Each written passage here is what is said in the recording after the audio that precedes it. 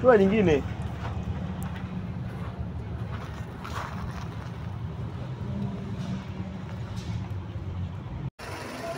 Nimeshahakikisha kila kitu kwenye gari kipo salama.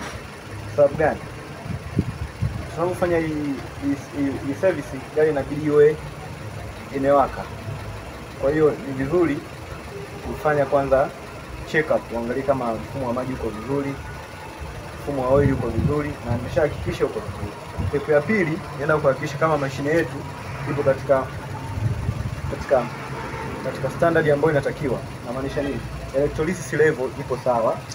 Nikiangalia hapa, yes, inaonyesha kabisa ipo sawa. So, tunaweza kusogea kidogo. Step ya pili ambayo naenda kufanya, naenda kuseti muda rasmi ambao mashine yetu itaenda kufanya kazi kwa muda fulani. Na kwa kuwa gari yetu ni mpya, sio kwa sababu imetumika muda mrefu sana. Kwa hiyo nitaseti dakika 15. Dakika 15. Dakika 15 kwa sababu gani? Kwa sababu gari ni mpya, kwa hiyo siwezi kuseti muda mrefu sana, inakuwa haina maana. Nimeseti dakika 15.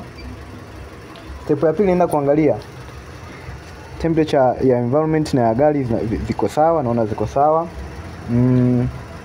Condensing pressure naona iko sawa, haina shida yoyote. Carbon removing pressure pia ipo sawa.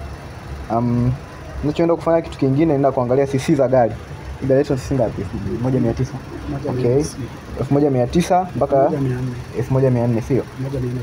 Sawa, 1490. Kwa hiyo nikishafanya hivyo, naenda kuanzisha mashine yetu. Mashine kama unavyoweza kuona imeshaanza kufanya kazi.